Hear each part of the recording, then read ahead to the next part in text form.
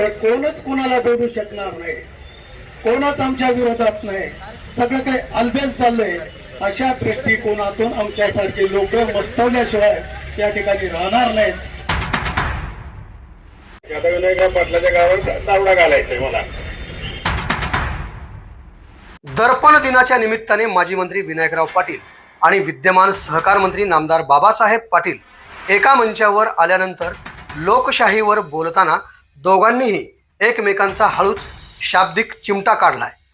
आता विनायकराव पाटलांच्या गावावर दरोडा घालायचा आहे मला, असं उदाहरण सहकार मंत्री बाबासाहेब पाटील यांनी पत्रकारांनी दिलेल्या बातम्यावरून उदाहरण दिलंय. अगोदर माजी मंत्री विनायकराव पाटील काय म्हणालेत बघूयात. लोकशाही जीवन ठेवायची असेल, लोकशाहीचं मूल्य जोपायचं असेल तर आता एका प्रवाहाच्या बाजूला लोक चाललेत की काय, देश चाललाय की काय. सगळ्यांना एक सवय लागलाय की आपलं कर्तव्य काय यापेक्षा सगळंच काही पैशावरतीच या ठिकाणी होऊ शकतंय. ही जी भूमिका या राज्यामध्ये देशामध्ये पैसा आहे तर सब कुछ है या दृष्टिकोनातून जे वाटचाल चालू आहे ते कुठंतरी या ठिकाणी थांबली पाहिजेत. आणि चांगल्या सवयी, चांगल्या कुठल्या तरी विचारात नाही या ठिकाणी हे देश पुढे गेला पाहिजे. या दृष्टिकोनातून एक खूप मोठी जबाबदारी या पत्रकार मित्रावरती आपण म्हणतो की आपला अंकुश असला पाहिजे. आपण लिखाण जिथं कुठं चुकतंय, खरं तर आऊत आणत असताना ज्या पद्धतीनं चापूकधारी एक व्यक्ती अवताच्या पाठीमागे उभा टाकतो तेव्हा शासनाच्या पाठीमागे सुद्धा विरोधी पक्ष तर आता कुठं शिल्लक राहिलाच नाही. पण पत्रकारांनी भूमिका या ठिकाणी अत्यंत चोख अशी भूमिका घेतली पाहिजे. जे सत्य आहे ते सत्य आहे, जे चुकत आहे ते किती मोठा माणूस असला तर त्यांना या ठिकाणी आपण त्यांची चूक या ठिकाणी त्यांच्या लक्षात आणून दिली पाहिजे. तर कमीत कमी या ठिकाणी चुका होऊ शकतील.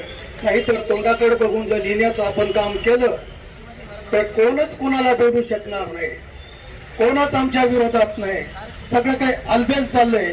अशा दृष्टिकोनातून आमच्यासारखे लोक मस्तवल्याशिवाय या ठिकाणी राहणार नाहीत. आणि म्हणून ज्यांना मस्ती आल्या त्याची मस्ती कमी करण्याच्या दृष्टिकोनातून पत्रकारांनी भूमिका घेणं हे अत्यंत आवश्यक आहे. समाज बिघडत नाही, समाज कधी आपल्या आपल्या जागावरच असतंय.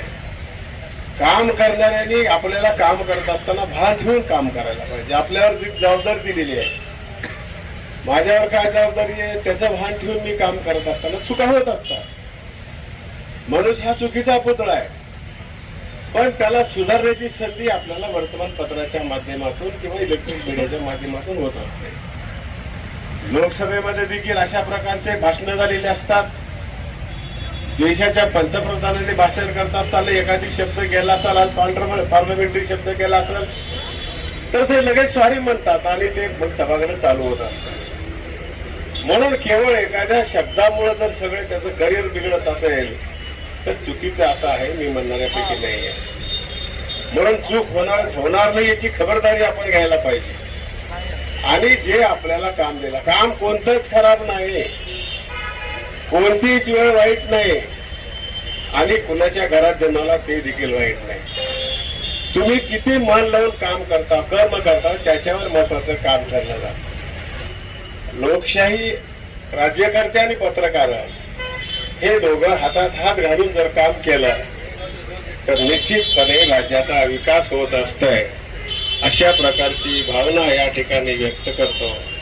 पत्रकारांनी आतापर्यंत आम्हाला लोकशाहीला मदतच केलेली आहे, नाही असं नाही आहे. पण यदाकदाचित काही आमच्याकडून राहिलं असेल तर भविष्याच्या काळामध्ये ह्या सगळ्या आम्ही सुधारणा करून घेणार आहोत.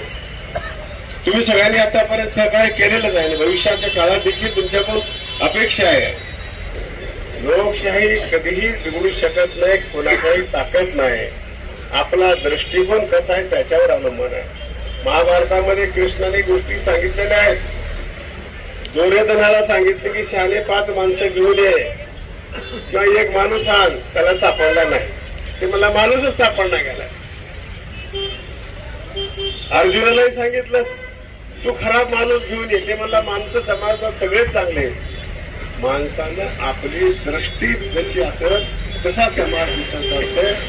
आजच्या दिवसाच्या निमित्तानं आपण आज एक संकल्प सोडूया की चांगली दृष्टी बघण्याचं काम करूया. समाजाचे चांगलं आहे ते काम आपण बघूया आणि ऍक्सेप्ट करूया. तुम्हाला मला विनंती करायची आहे पत्रकार बांधूंना, काही बातम्या थोड्या टाळता आल्या तर टाळत जा, कारण त्याचा परिणाम समाजावर खूप होत असते. आणि चित्रकारांनी आणि पत्रकारांनी जे काही एखादी गोष्ट असेल, आपण म्हणतो धाडशी दरोडा, धाडशी चोरी झाली. आता धाडशी चोरी कशी म्हणायची? धाडशी चोरी करायचं असलं तर पूर्वी डाके घालायची, गावावर आधी वाड्यात चिठ्ठी लावायची. आता विनायकराव पाटलाच्या गावावर दावडा घालायचे मला, तर अगोदर चिठ्ठी लावून यायची 2 दिवसाने, पाटील साहेब आम्ही दरोडा घाला येणार आहोत, आणि मग दारोडा घालायचे. हे ना धाडशी म्हणतात गायकवाडजी. आता धाडशी चोरी कसं म्हणताय ते सांगा बरं मला.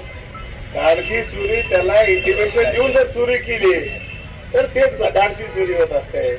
पण अशा गोष्टी कमी अधिक होत असतात. तुमच्यामुळं समाज निश्चितपणे तुमच्या कामाची नोंद घेत असते, तुमच्या सूचनाची नोंद घेत असते. आवाज बहुजनांचा.